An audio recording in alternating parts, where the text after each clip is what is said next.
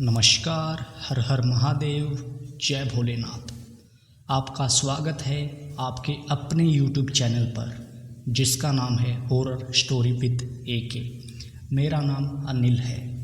मैं आपको यहाँ पर ईश्वर से जुड़े चमत्कार एवं तीसरी शक्ति पर आधारित कहानियाँ सुनाता हूँ। आज की कहानी केरल के कब्रिस्तान की एक चुड़ैल की डरावनी कहानी है।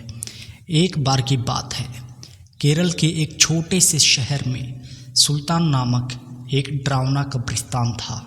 ऐसा कहा जाता है कि उस कब्रिस्तान में विभिन्न प्रकार की अलौकिक शक्तियां रहती थी।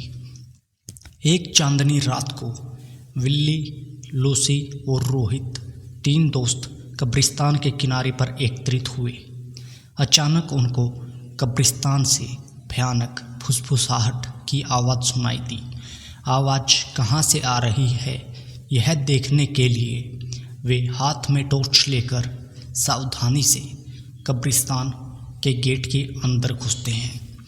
जैसे ही वे कब्रिस्तान में दाखिल होते हैं, अचानक से तेज़ हवाएं चलने लगती हैं। अचानक उन्होंने एक इंसान को मकबरे के पास टहलते हुए देखा। वो उदास और खोया हुआ दिखाई दिया, इसलिए विल्ली, लूसी और रोहित उसके पास आए और पूछा कि तुम कौन हो और इतनी रात को यहाँ पर क्या कर रहे हो। तो उसने जवाब दिया कि मैं एक आत्मा हूँ, मेरा नाम अकबर है।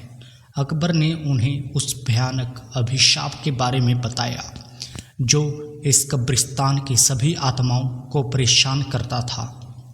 हर रात एक प्राचीन चुड़ैल जागती थी और कब्रिस्तान पर जादू करती थी और अकबर जैसी मासूम आत्माओं को अपने वश में कर लेती थी। अभिशाप को तोड़ने का एकमात्र तरीका कब्रिस्तान के पीछे के जंगल में एक पेड़ के नीचे छिपी हुई मंत्र पुस्तिका को ढूंढना और आधी रात से पहले उसको नष्ट कर देना था। जादुई पुस्तक ढूंढने का दृढ़ संकल्प लेकर बहादुर तिगड़ी अपने मिशन पर निकली। उन्होंने अंधेरे में मकबरों के बीच रास्ता खोजा जंगल में जाने के लिए और इस बात का ध्यान रखा कि वह आराम करने वाली आत्माओं को परेशान न किया जाए। रास्ते में उन्हें बोन्स नामक एक शरारती छोटे कंकाल का सामना करना पड़ा जो उन्हें जादू की किताब खोजने में मदद करने के लिए तैयार था।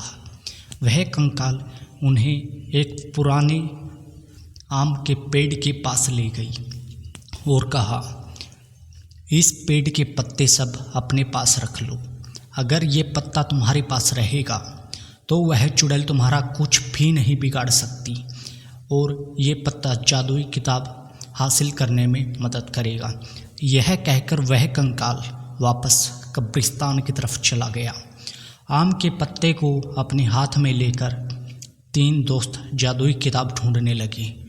बहुत बार ढूंढने के पश्चात जंगल में एक झील के अंदर उन्हें कुछ क्षमता हुआ दिखाई दिया। रोहित को तैरना आता था, इसलिए वह झील के अंदर जाकर वह चमकता बॉक्स ले आया। जैसे ही आम के पत्ते को बॉक्स के ऊपर रखा, वैसे ही किताब खुल गई और चमकती जादुई किताब बाहर निकल आई। आधी रात करीब आते ही वे तीनों अपने हाथों में जादू की किताब लेकर शराब को तोड़ने के लिए कब्रिस्तान की तरफ बढ़े। कब्रिस्तान में आकर वे किताब को खोले और एक प्राचीन मंत्र का पाठ किया। मंत्र पाठ करते ही जमीन कांपने लगी और कब्रिस्तान में एक तेज रोशनी छा गई। वह चुड़ैल फिर से जाग गई और गुस्से में दिखाई दी, लेकिन उसकी शक्ति धीरे धीरे करके कमज़ोर हो रही थी।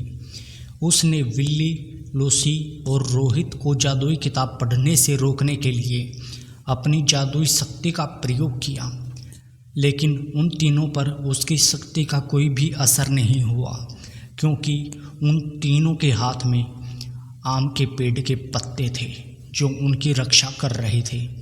धीरे धीरे चुड़ैल की सारी शक्ति खत्म हो गई और चुड़ैल भस्म हो गई।